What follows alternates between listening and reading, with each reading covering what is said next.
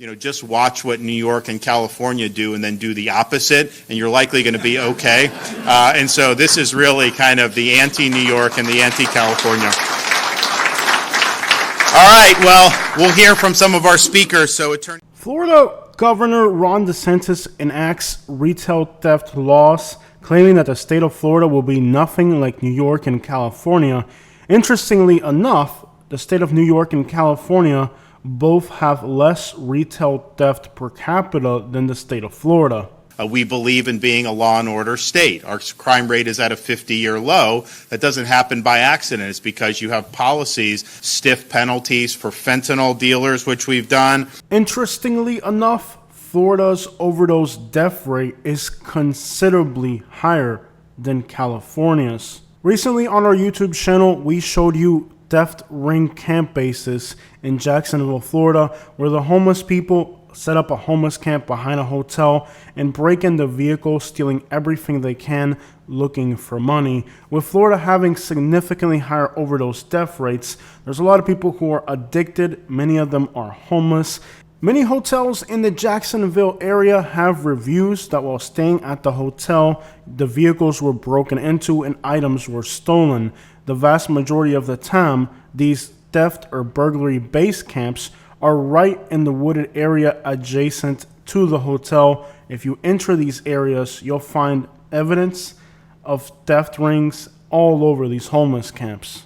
As you can see in this homeless camp, the piles of dirty toilet paper are directly adjacent to the camp. This is right behind a hotel that has many reports of theft. Everywhere you look in these Jacksonville homeless camps, you can see the evidence of auto burglaries. If people in California are pooping in the streets, people in Florida are pooping in the woods. These anti-theft laws in Florida should be welcomed, however, because the state of Florida really is having a massive problem both with burglary and retail theft, as we can see from these homeless camps. However, the real problem is the amount of opiates and drugs that are found in Florida. With Florida's abnormally high overdose death rate, these people are stealing as a symptom of their addiction.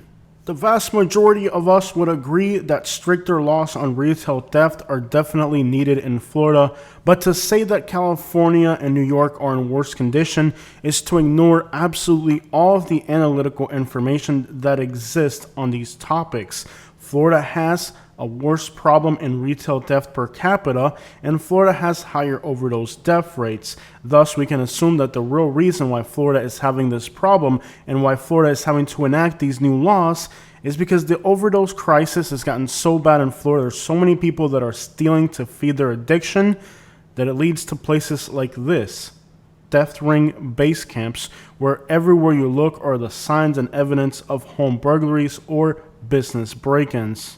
The real reason why Florida is enacting these laws isn't because Florida doesn't want to become like New York or California. It's because Florida is worse than New York and California, and they have to enact new laws to try to slow down the problem that we're facing in Florida. Some of these people are able to spend upwards of $120 a day on their addiction, and most of them are obtaining it by theft or other criminal activities.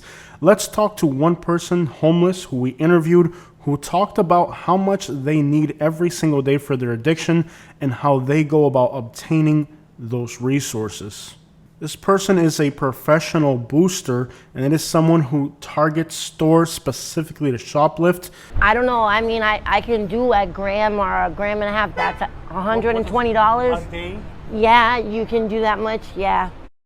I boost sometimes, and that's what I do, and hey, and that's how I get by. You know what I mean? I'm not gonna. Have you ever been caught boosting? Yes, I have. I've been to the port twice out here. Twice? Mm-hmm. Okay. When they catch you doing that, how long did they put you in there for the first time? Well, the first time, I wouldn't have got jail time the first time, because they gave me a notice to appear, and if I would have took probation, the problem was I didn't have no ties to the community, right? So I didn't have, like, the bondsman doesn't want to bond me out, you know what I mean? Because I don't have no ties to the community. I could have just went back home and said, see you later to Manatee County, you know? So when I went to court for my first court date, because they give me first appearance and all that. So when you do boosting, I mean, when you walk into a store, obviously somebody can see, your behavior. suspicious? I mean, do you master that? Because if I was not to be prejudiced, prejudice, right? But like if I see you walk into a store, I might assume you're homeless and be like, okay, eyes on her. Like, Yeah. Does that make boosting harder for you? Sometimes, but I get dressed and I don't know. I think it's bad because I was on the same street for a long time, like the same stores, so they do know, and they're not stupid out here because there's a lot of homeless community out here. You know what I mean? They are not Do you dumb. feel like because it's a store that you're doing that from, that you're not hurting an individual as much? I mean, no, because at the end of the day, I'm still being a scumbag. Florida's governor also goes on to talk about how individual stores like CVS's and restaurants like In-N-Out have closed in California because of theft. However, it's interesting to think that in Bradenton there's an abandoned mall, and in Sarasota there's an abandoned mall along US 41. Why did these entire malls have to shut down as well? Considering the homeless population in this area, the obvious is clear. So it's very almost hypocritical the way the governor of Florida is attacking once again New York and California. But when you look at the real analytics, everything that he says is going on in California and New York is actually happening to a larger extent in Florida. Just take Bradenton, Florida, where I live. There's an entire mall that's been abandoned because the area had too much theft, too much crime, too much homelessness, and it's currently, well, look at this footage. That's what the mall of Bradenton looks like right now. At the end of the day, Florida is the cradle, the birthplace of credit card theft rings. Even though these crimes may take place in New York or in Kentucky or Oklahoma or Alabama, these theft rings originated in the state of Florida, with Tampa and Miami dating as far back as the 1990s. Without a doubt, Florida is the capital of fraud, and credit card fraud is growing at an alarming rate. But let's not forget where credit card fraud initiated. It may be popular in Atlanta and Los Angeles and Houston today, but the cradle of credit card theft rings has always been Miami and Houston. In the video description, I will include the link to the full conference so you guys can see exactly what the governor of Florida said. Unfortunately, a lot of what he said was misleading information. The state of Florida is making changes to the retail theft situation because businesses are literally hurting. Another thing that the state governor is doing is that he is in bed with insurance companies. See, when people go and they steal with credit cards or with retail theft, it actually isn't the company you're stealing from that takes the loss. It's their insurance company. And as we know, Florida's governor is in bed with insurance companies, both insurance companies for retail stores as well as home insurance. The state of Florida has seen an incredible increase in the cost of insurance. When I lived in Lehigh Acres, Florida, I was paying $537 for 2 vehicles, even though I didn't have any significant infractions on my driver's license. And really, this isn't even about retail theft. This is about protecting the interests of insurance companies.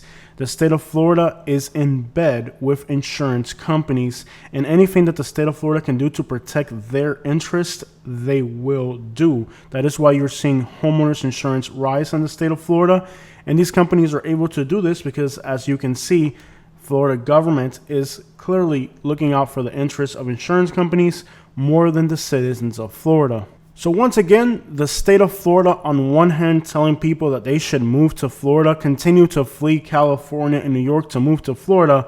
But in reality, this new retail theft law is aimed more at protecting not the citizens, but at protecting the interests of insurance companies. A problem that has plagued Florida for a while now. Auto insurance is ridiculously high. Homeowners insurance is making people that retired in Florida have to return back to their home states because they can't afford to retire in Florida anymore, since the homeowners insurance costs have become unexplainably high. Basically, auto insurance is increasing in Florida, homeowners insurance is increasing, and the state of Florida isn't looking for ways to help lower the cost of insurance for the residents. What the state of Florida is adamantly focused on is things like retail theft, because once again, these are things that hurt the insurance industry. It's unbelievable how blatantly the state of Florida is in bed with insurance companies, and everybody in the state of Florida is suffering. But it's not so much because of retail theft. The real criminal here are the insurance companies, who every single day find a way to make it harder for the people living in Florida. Currently, the county of Pensacola, Florida, Escambia County's overdose death rate is 75 per 100,000. That puts it on par with Philadelphia. There's entire counties in Florida with overdose death rates on par with Philadelphia. Florida is now competing with places like Kentucky and Maine when you look at their overdose death rates. Florida is in the middle of an overdose crisis. Some of the most shocking images of addiction in the United States come from Kensington and Philadelphia. But I want you guys to keep in mind that Philadelphia has 1.7 million people, but Pensacola is a much smaller city. So while there isn't exactly a Kensington in Pensacola like there is in Philadelphia, where you can drive around and see people in scenarios like the one we see here, the numbers, person per capita, are exactly the same overdose death rate. So the situation that's happening in Pennsylvania is simultaneously also happening in places like Pensacola. The only difference is that it's happening in a much smaller scale by number, but by percentage, Florida has places that are now on par with Philadelphia when it comes to overdose death rates. The only difference is that many times these are rural areas where you don't get to see it. It's happening, but it's not happening on a main boulevard like it is in Kensington. But the drug overdose crisis in Florida in a few particular counties is actually per capita on par with Philly. And that is a serious disappointment for the state of Florida. So while on one hand, the state of Florida is telling people to continue to move here, leave New York, leave California, come to Florida, we're doing things better, that's not what the analytics are showing. Recently, in the small town of Englewood, Florida, we discovered one of the most appalling things that I have ever seen while exploring the state. We found a homeless camp that was littered with pill bottles that were being stolen from a pharmacy, and it was literally the most incredible sight I've ever seen. Thousands of pill bottles were littering this homeless camp in all directions. Florida's governor talked about addiction and he talked about theft. Well, in this particular site, we discovered the combination of theft and addiction all mixed into one giant mess. A homeless camp that was just littered with thousands of pill bottles. That's how blatantly these criminal organizations are working in Florida, and this is how bad the situation is in Florida.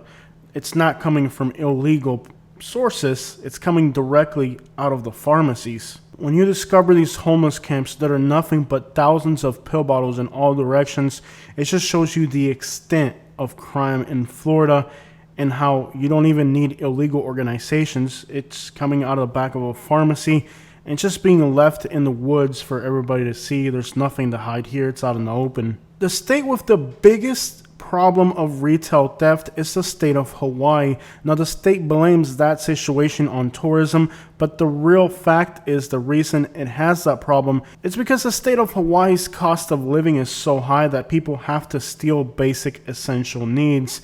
And that is where the state of Florida is heading towards. Florida is now on par with New York and California with affordability. It means that more and more people, like those who live on a fixed income, have to steal because if they use their limited income for housing, there's nothing left even to eat, let alone to buy clothing. So the problem as well in Florida is that the state has failed to provide sources of income that are sufficient for people to have a good cost of living. In fact, when you look at cost of living indexes, the only state that is worse off than Florida right now is Hawaii, as the state of Florida is now surpassing California and New York when it comes to what you make versus what housing and living costs. In terms we can understand, the state of Florida has failed to create industries that are enough to live off in the state, and its dependency on tourism is seasonal and unreliable. Thus, the average person in Florida is so economically strained that in many occasions, in particular those who are elderly and sick, have to resort to stealing from the corner store just so they can have enough money for a freaking beer. We tried to ask this Florida man what he thought about the situation, but he was unresponsive. Without a doubt, the homeless population plays a huge role, as well as those addicted, in why Florida is having this problem with retail theft. We're going to talk to some of the locals who are homeless, and they are homeless because of Hurricane Ian, and they're going to explain to you exactly how Florida has become unaffordable and how difficult life is for the regular working class person in Florida, and that will conclude today's video. They're looting like crazy. Yeah. Ridiculously, ruthlessly ungiving Yeah. to No, anybody it's less crazy. than them. Yeah, They to this point, there's still a bigger they majority look of at them us like than we than are good. scum of the earth. Yeah. And it's like, You know, it's like I understand this, a lot of homeless are drug addicts and they choose but to there's a live thing out that on you here. need to But understand: we the didn't- working homeless. yeah, when We I did first not heard that comprehend term, that Yeah. term. I never heard that term until I moved down here. Yeah, working And homeless. I was like, how can you be working 40 hours a week It's not and enough. be homeless? Alright guys, so as I'm making this video, you can't make this up, my wife is in the other room on the phone, and our renter's insurance that we already canceled somehow mysteriously auto-renewed and took money out of our bank account. As I'm making this video about how crooked auto insurance and any type of insurance in the state of Florida is, my wife is literally on the phone with an insurance company trying to figure out why they're taking $200 some out of our bank account for an insurance company we don't even have anymore. This should just give you an idea what the reality of living in Florida is and how these insurance companies are quite literally stealing money from people. The state of Florida continues to make sure that they're defending the rights of insurance companies, even if those insurance companies are quite literally physically taking money out of your bank account unexplainably.